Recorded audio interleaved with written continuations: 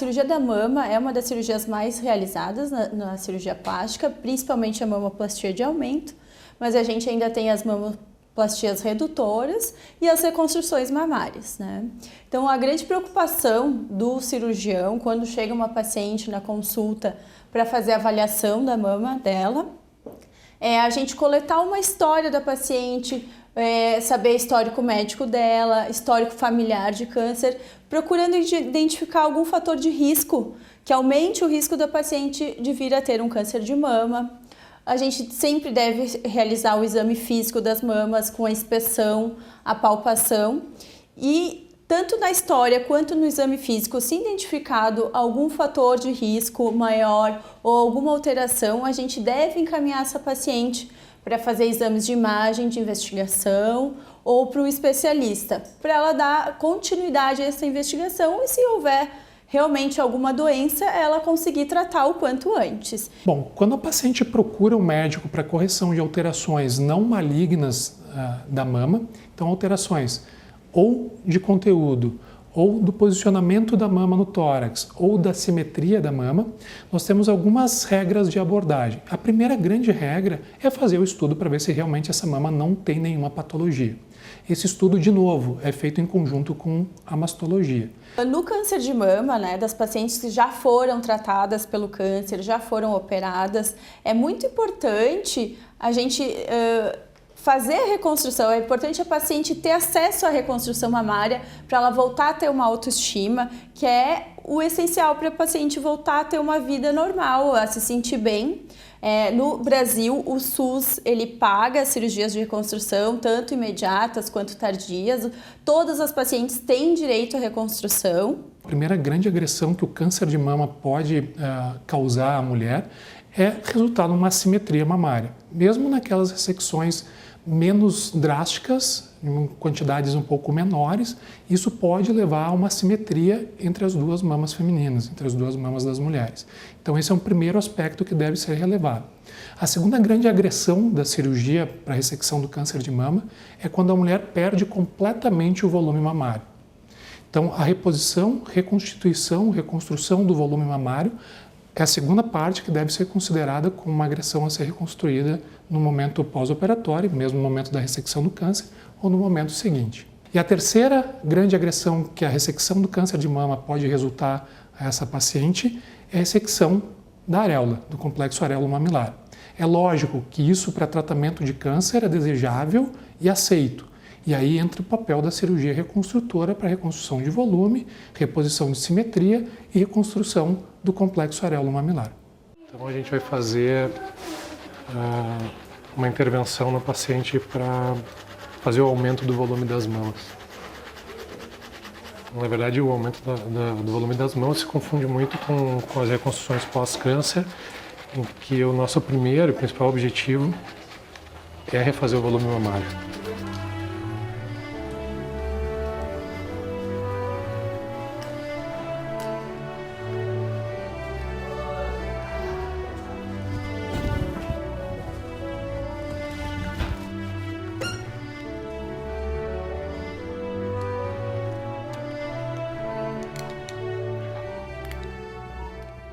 Então essa paciente é uma paciente que não possui lesão de mama propriamente dita, nenhuma neoplasia, nem tumor benigno, nada a ser excisado na mama.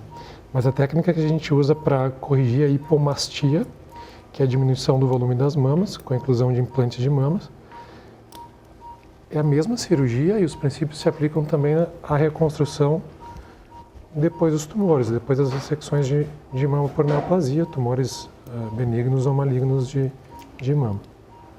Agora estou infiltrando a base das duas mamas com anestésico local.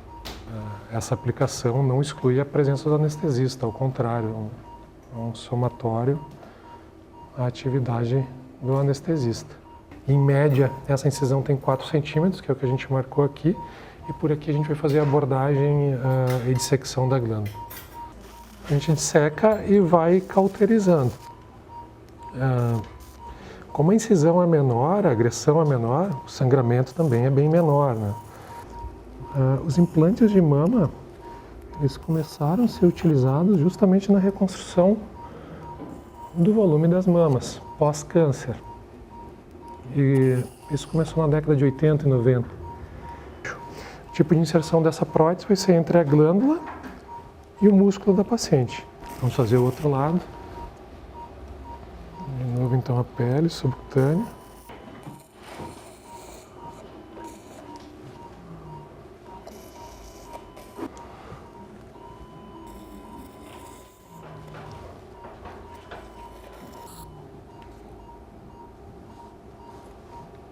O caso desse implante é um implante redondo de perfil alto, que são exatamente os mesmos que a gente utiliza para a reconstrução de câncer de mama. Existem variadas formas, mas a base entre eles, a indicação para o câncer de mama e para a correção da hipomastia é exatamente o mesmo. Então esse implante que vai fazer um novo volume dessa mama, que vai aumentar o volume dessa mama. Por esse orifíciozinho, então, que a gente faz a inserção do implante. Existe uma posição exata que esse implante tem que ficar, que é isso que vai fazer o formato adequado dessa nova mama. O implante tem que ficar bem abaixo da glândula, no centro da glândula. A areola é importante, o posicionamento da areola, complexo areolo-mamilar, tanto nos casos de câncer e mais ainda nos casos de hipomastia. Então, por esse orifíciozinho que entrou o implante, e refaz comparativamente o volume entre as duas mamas.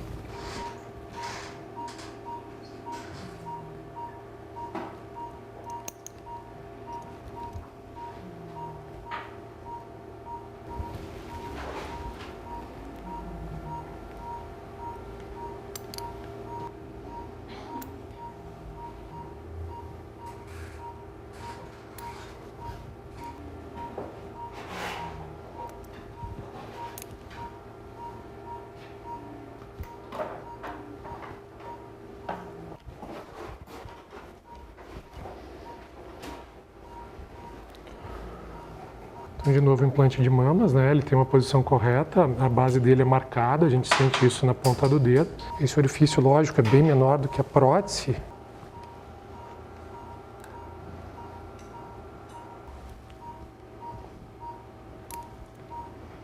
Pronto, está finalizada a nossa cirurgia. A gente observa o aumento do volume das mamas, com um aumento simétrico das duas mamas. De novo, polo superior levemente oblíquo e o polo inferior da mama, que é essa parte abaixo da areola, arredondadinho, que é o que se busca nas correções de hipomastia e também na reconstrução do câncer de mama. A gente vai lançar mão dessas técnicas de cirurgia plástica para corrigir e entregar esta paciente com a sua silhueta preservada, com a sua autoestima preservada e com, acima de qualquer situação, com a doença tratada. A reconstrução de mama, né, no após mastectomias totais ou parciais, essas reconstruções elas podem ser imediatas durante as cirurgias ou tardias. No caso das reconstruções tardias, né, a paciente termina o tratamento do câncer de mama,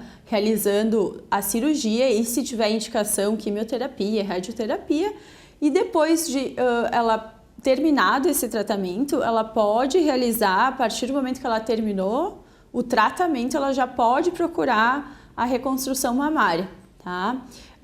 A reconstrução mamária, ela pode ser realizada de diversas formas, depende muito do estado que ficou a cicatriz da mama, se for retirada toda a mama, se for retirado parcialmente a mama. Ela pode ser feita apenas com implantes mamários, no caso de mastectomias parciais. Ela pode ser realizada com expansores, que na verdade é como se fosse um implante mamário colocado vazio e progressivamente é colocado uma solução salina e esse expansor vai aumentando e expandindo a pele e depois pode ser trocado por um implante, como um implante estético mesmo, ou pode ser mantido esse expansor, dependendo do tipo de expansor, ele já é a prótese definitiva. Outro tipo de reconstrução, no caso de mastectomias mais extensas, em que é retirado também a musculatura da parede torácica, a gente utiliza retalhos musculares, que podem ser retalhos regionais, tanto da parte do abdômen como da parte das costas, ou então retalhos microcirúrgicos, que já são cirurgias bem mais extensas, bem mais complexas, mas todas elas buscam devolver para a paciente uma autoestima, um contorno corporal melhor, para ela voltar a ter uma vida normal.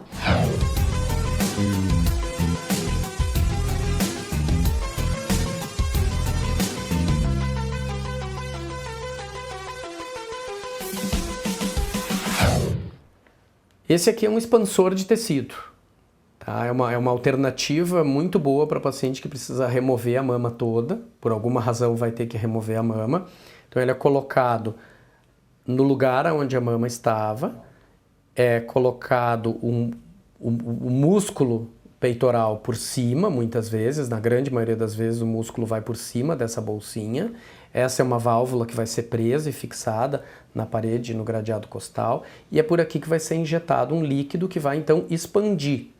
Quando que a gente usa isso? Quando por algum motivo a mama tem que ser toda retirada e não se pode ou não se deve colocar a prótese imediatamente.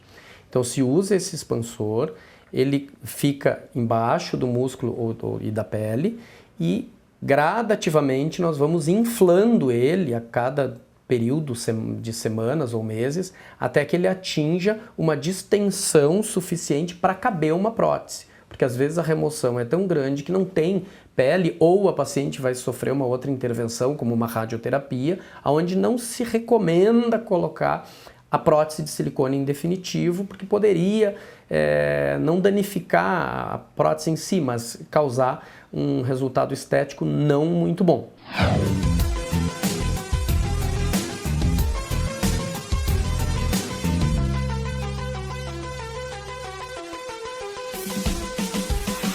Naqueles casos que é necessário a retirada inteira do complexo areolo-mamilar para que a paciente saia curada da doença, a gente fica absolutamente tranquilo porque existem algumas maneiras, algumas técnicas para a reconstrução desse complexo areolo-mamilar. O mais corrente hoje em dia é fazer um retalho local na pele da própria paciente, em que a gente faz a projeção do mamilo, da parte mais central do bico do peito da paciente, e depois, num segundo momento, a paciente faz a micropigmentação da areola. Esse é um procedimento com um risco cirúrgico muito baixo, extremamente fácil de ser realizado e propicia de novo a paciente a simetria, recomposição do complexo areolo-mamilar, do bico da mama e uma simetrização com a mama contralateral, com a mama que não foi agredida pela ressecção do câncer. A Secretaria de Saúde sugere que a gente faça mamografia nas pacientes sem história familiar a partir dos 50 anos, né? E a sociedade sugere que a gente comece a partir dos 40 anos. Em casos de pacientes que têm história familiar, a gente tem que começar a fazer esse rastreio mais precocemente a partir dos 30 anos, né? O exame ouro para isso é a mamografia. Em pacientes mais jovens, nós temos indicação de ecografias, porque as mamas são mais densas e o raio-x não tem tanta visibilidade. E hoje existem novos exames, como a ressonância magnética e a tomossíntese, que é uma associação do mamógrafo com um raio-x. A mamografia é um exame radiológico, uma radiografia das mamas, feita através de um feixe de raio-x que atravessa as mamas, e com isso a gente consegue analisar todo o órgão, né? E com isso também identificar os pequenos nódulos e calcificações que podem ser cânceres ou não, né? Vou posicionar a paciente. Essa aqui é uma compressão que é feita na mama. Não é para ficar assustada, não é para ficar apavorada, pode ficar tranquila. Não dói, é um pouco desconfortável, mas não é doído. Eu acabei de fazer a mamografia, eu quero dizer para todos que não é doído. A gente sente levemente uma pressão, mas nada tão desconfortável como as pessoas pensam. O ideal é que seja feita uma mamografia anual para paciente acima de 40 anos. Anualmente deve ser feito esse rastreamento. Com isso consegue detectar nódulos de 2 milímetros, que são nódulos muito menores do que seriam palpáveis, né? O nódulo palpável precisa ter no mínimo 1 centímetro cúbico, então às vezes o nódulo que a gente detecta na mamografia ele demoraria ainda 2 ou 3 anos para ser palpável. Então isso que propicia, esse é o grande diferencial da mamografia em relação ao exame clínico, a palpação pela própria paciente, que a gente vai conseguir detectar nódulos não palpáveis que são tratáveis antes, que vai diminuir muito a mortalidade e a morbidade, o que quer dizer, a cirurgia, se for o caso de um câncer de mama, vai ser uma cirurgia menor, o tratamento menos invasivo, né? Uma vez que a gente faça o rastreio por imagem, que é a mamografia, a ecografia ou a ressonância magnética, nós vamos identificar que naquela mama existe uma área que apresenta uma determinada suspeita. Essas lesões elas podem ser abordadas de várias formas. Se elas são vistas através da ecografia, a gente pode solicitar ao ultrassonografista que faça uma punção com uma pistola. A punção de mama, ela, vamos dizer, ela é um procedimento minimamente invasivo que serve para coletar uma amostra dessa alteração, né, para ser estudada no microscópio para ver que tipo de célula que compõe essa alteração. Resumindo, se é câncer ou não é câncer. É um procedimento muito rápido, muito simples, indolor, feito com anestesia local e não teria complicações pós o procedimento. É super bem tolerado e realizado a nível ambulatorial. É bom saber que 80% das alterações de nódulos ou alterações de calcificações que a gente observa na mamografia não são malignos, são alterações benignas. Então, não só pelo fato de ter um nódulo ou ter alguma alteração não quer dizer necessariamente que isso vai ser um câncer de mama, mas quando se tem uma suspeita, tem que ir a fundo na investigação para fazer o tratamento quanto antes, né? A doença localizada e ainda até nos gânglios axilares são fatores que ainda a gente tem chance curativa, né? A gente sabe que em estágios precoces, que é o estágio 1 e estágio 2, essa chance é superior a 90% em 5 anos. Então existem chances ótimas de cura, por isso que o diagnóstico tem que ser precoce. E a gente só vai ter diagnóstico precoce se essa mulher procurar e for atrás de fazer os exames, porque nem todo tumor dá sintomas. A gente pode ter sintoma quando o tumor ele cresceu, quando está comprometendo a axila, por exemplo. Agora, localizado na mama, uma lesão pequena, a gente só vai ver por exames de imagem. Por isso que a paciente tem que fazer os exames. Quando tem prótese, uma mama com prótese é uma mama que já tem ali um corpo estranho naquela mama. Então, ela tem que ter feita com mais atenção e é feita uma manobra. Essa manobra também não é nada demais, vai ser colocado a mama, vai ter a compressão, mas não tem a compressão na prótese. Então não precisa se preocupar, eu tenho prótese na mama, não vou poder fazer mais mamografia? Não, se faz mamografia. Só que se faz com todo um cuidado e com toda essa manobra direitinho, afastando um pouco a prótese, pegando só o tecido mamário. Uma grande dúvida que os pacientes têm quando procuram, por exemplo, a cirurgia de mamoplastia de aumento é se o implante mamário pode vir a provocar alguma alteração que facilite o desenvolvimento do câncer de mama ou se ele atrapalha o diagnóstico desse câncer de mama. Na verdade, não, tá? Foram feitos já grandes estudos, principalmente nos Estados Unidos, que comprovaram que o implante de mama não tem relação nenhuma com o desenvolvimento do câncer de mama, isto é, as pacientes que têm o implante de mama, elas apresentam o mesmo risco de desenvolvimento de câncer de mama do que uma paciente que não tem o implante.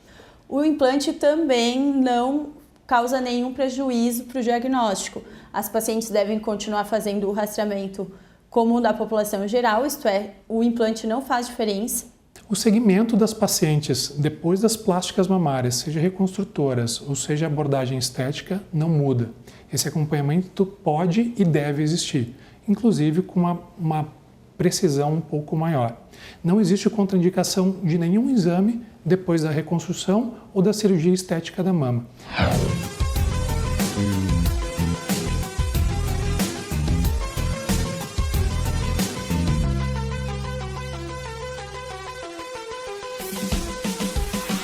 Estima-se que se todas as mulheres brasileiras fizessem o exame anual a partir dos 40 anos, isso diminuiria em 30% a 40% a mortalidade por câncer de mama no Brasil, que é o que vem acontecendo nos países desenvolvidos, que a incidência do câncer, apesar de aumentar, a mortalidade vem diminuindo. E não está acontecendo isso no Brasil, a incidência está aumentando e a mortalidade ainda continua aumentando. é que as nossas mulheres, o nosso antepassado, elas tinham múltiplos filhos, tinha muitos filhos, ela tinha 12, 13 filhos. Então ela passava basicamente todo o período dela ou grávida ou amamentando, né? E para a mama, quanto menos ela oscilar os hormônios, melhor é. Então antigamente a mulher não usava anticoncepcional, ou ela estava durante a gravidez ou ela estava amamentando. E ela menstruava, ela ciclava poucas vezes, e com isso a mama dela tinha poucas oscilações. No momento que ela passou a não ter mais filhos, né, essa mama oscila mais, as variações hormonais são maiores, né, e daí essas alterações podem fazer com que haja o desencadeamento da doença mais precocemente.